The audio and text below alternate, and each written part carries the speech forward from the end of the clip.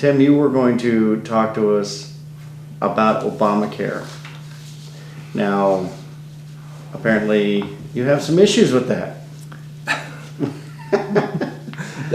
That's putting it mildly. With Obamacare, the difficulty isn't describing how it's unconstitutional. The difficulty really is describing how it is constitutional in any way whatsoever. It violates almost every tenet of the Constitution. In fact, you look at any part of the Constitution, and usually even the ones that they use as justifications, like the General Welfare Clause, is actually where it's largely in violation. If you remember, during the passage of Obamacare, Louisiana, the quote-unquote Louisiana Purchase, and the Nebraska, the Cornhusker kickback, everybody remembers the tons of pork that was loaded into this bill when it was passed in the middle of the night on Christmas Eve to bribe people to take part. Well, the people that actually took bribes are the only people whose welfare that this bill was actually wound up being in. Nebraska was promised 100% of their Medicare expenditures forever. I mean, what did they do to get that? Well, Ben Nelson voted for it. That's how, and so luckily that was stripped out of the bill, but there was more added in. Nevada actually got all of their Medicare taken care of forever. Louisiana got $600 billion. So besides the way that this thing was passed and the fact that it is not in the general welfare but the specific welfare, and the general welfare is something that people cite frequently as the reason that it would be constitutional. There's a host of other reasons, like for instance the First Amendment. The First Amendment, first of all, reads, Congress shall make no law respecting an establishment of religion or prohibiting the free exercise thereof, or abridging the freedom of speech or of the press, or the right of the people to peaceably assemble and to petition the government for a redress of grievances. So how does it violate the First Amendment? Well, specifically, it gives people of certain religions a pass on the requirement that you purchase a health care. And it doesn't fine them when it fines people of other religions. And what that means is what it amounts to is a tax upon religions that are not exempted in this legislation. So the First Amendment says that they cannot make laws regarding an establishment of religion. What they're doing by exempting people from a certain religion is they're making a tax on religions. I'd say that violates the First Amendment. Now, the Fourth Amendment was a problem because they had a requirement to report purchases over $600 of gold or other items, and this is a requirement of requiring search and seizure. You have to have, in the Fourth Amendment, it says you have to have a warrant to perform a search, and there is no warrant given for the entire citizenship, because there is no specific reason to suspect them all. And then there's the Fifth Amendment, which reads, no person shall be held to answer for a capital or otherwise infamous crime unless on presentment or of indictment of a grand jury, except in cases arising in land or naval forces or in militia, when in actual service in a time of war, or in public danger, nor shall any person be subject for the same offense to be twice put in jeopardy of life or limb, nor shall be compelled in any criminal case to be a witness against himself, nor be deprived of life, liberty, or property without due process of law, nor shall private property be taken for public use without just compensation. So, why is that a violation of the Fifth Amendment? Well, because when the federal government determines what kind of health care you can have, those determinations could have an impact on your life. You could die because they refuse to give you chemo treatment because you're too old, for instance, and that would cost too much to allow the entire citizenry to have chemo. Now, I'm not saying they're going to do that. Obviously, once the insurance companies go away, they're going to have to do something to allow them to pay for the entire citizenry's health care.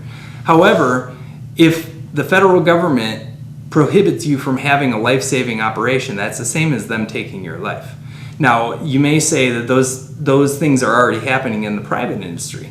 Well, that may be true, but in the private industry, you have a couple of things that are different. First of all, it's consensual. In the private industry, you have to sign a contract with somebody in order for this to be happening.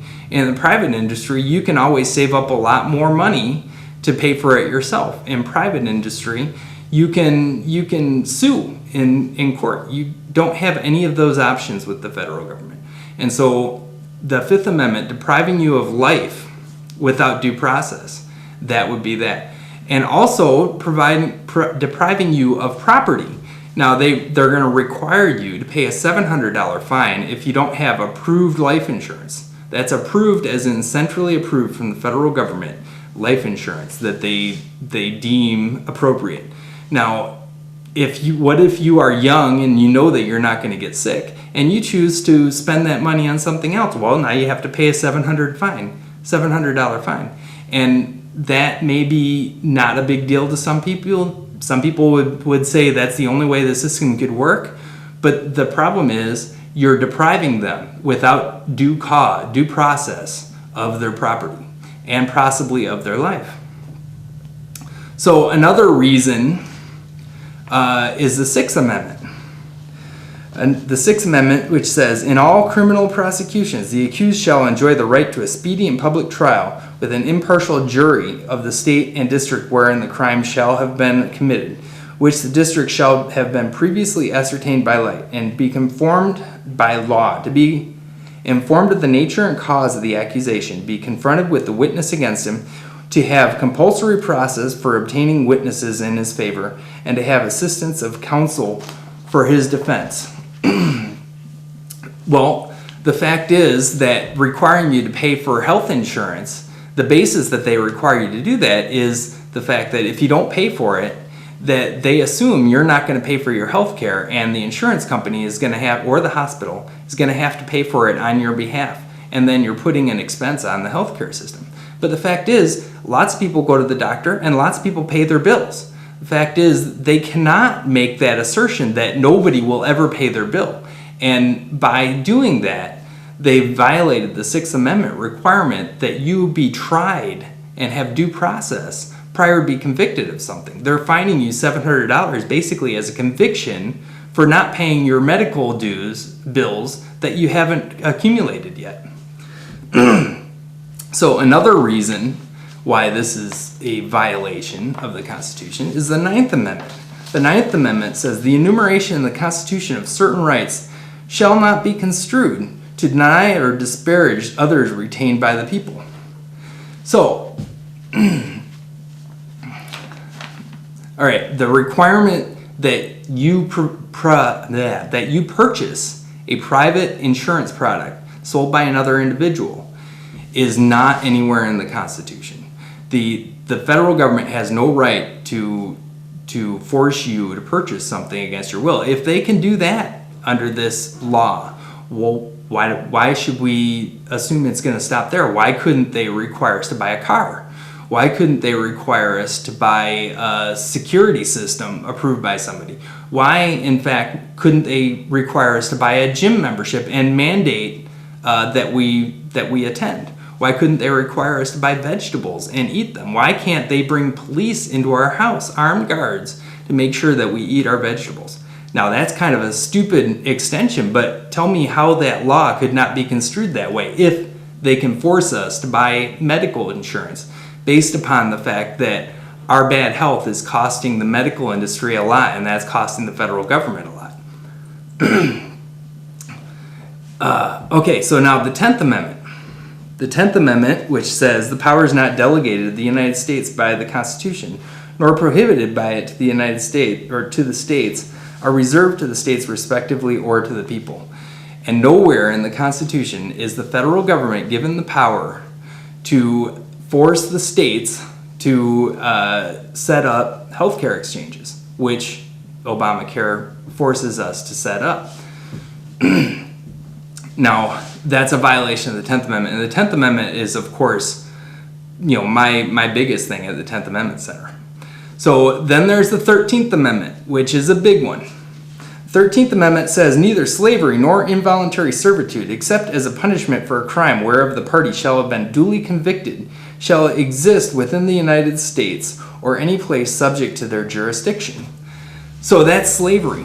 Now, let me ask you, if somebody has a actual cut on your paycheck before you even earn it, or if they're entitled to health care at your expense, then how is that different than slavery? If I earn money and somebody else gets the first cut on it before I even do, how is that different than slavery? How, if there was a doctor and there was no money left in society, and this doctor was working for, say, food, and somebody said, well, I'm entitled to health care because that's a right in America, how is that different than slavery when you force the doctor to render services for essentially free? Okay, then there's a couple other things that I want to discuss. So this is a over 2,000 page document. Anybody read the entire thing? I doubt most of the people that are listening to this podcast or this video have read the entire thing. And yet you are responsible for obeying the entire thing. The entire thing is your responsibility to understand and to follow. The fact is, by passing a law this long, this difficult to understand, they've essentially made criminals of the entire United States population. The entire population doesn't understand this law, and therefore they're following it based on what somebody else tells them it means. Laws that are ununderstandable in common law are void. They're void for vagueness. So now a lot of people will bring up three parts of the Constitution and say that those justify the federal government passing Obamacare. The three parts of the Constitution are general welfare. Now, I already discussed that this is not in the general welfare of the people. And the general welfare doesn't say that they can pass any law that's in the general welfare and can be done by money. So I'm not going to go further into that. The Commerce Clause. The government is always saying that they have this power from the Commerce Clause.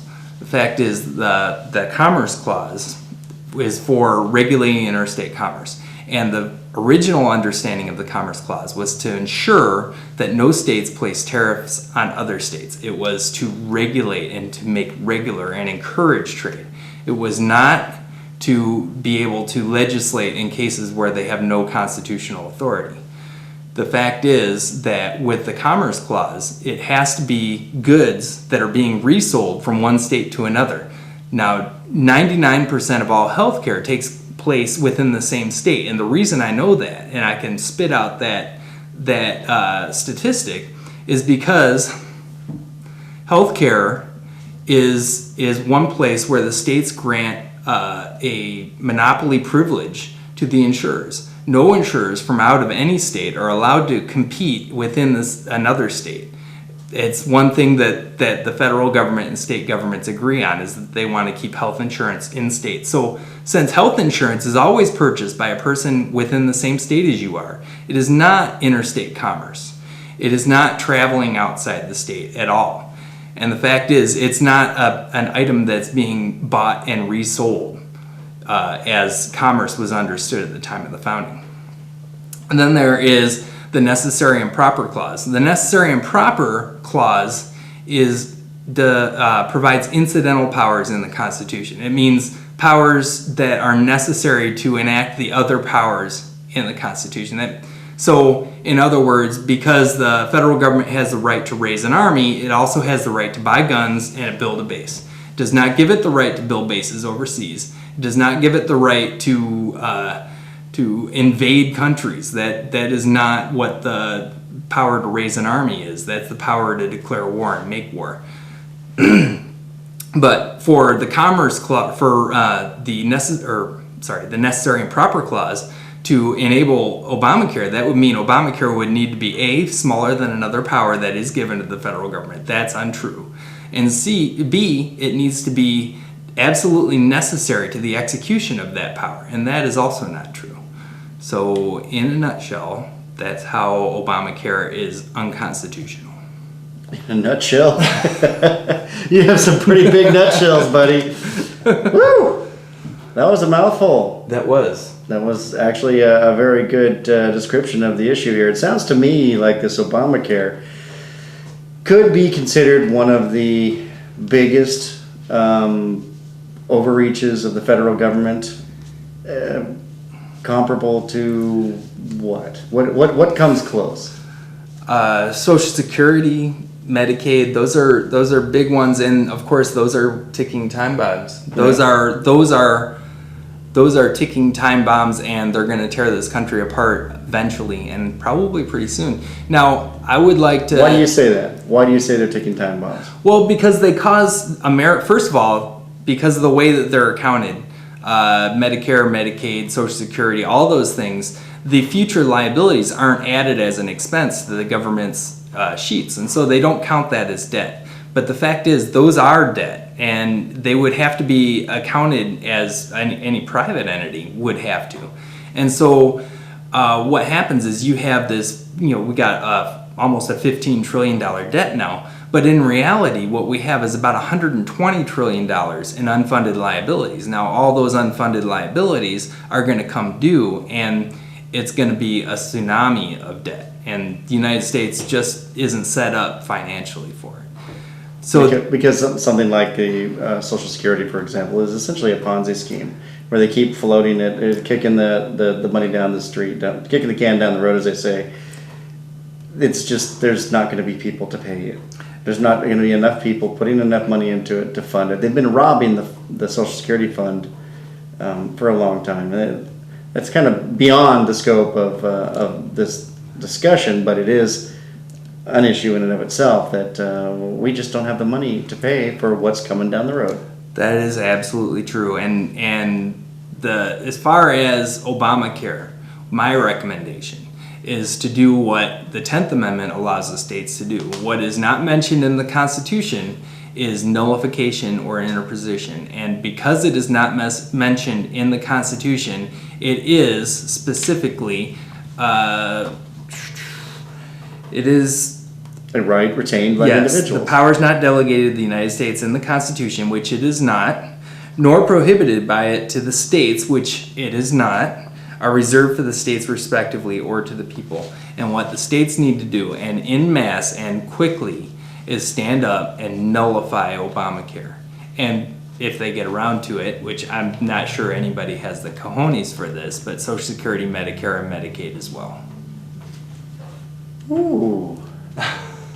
Well, thank you, Tim, for that in-depth discussion. You're welcome anytime.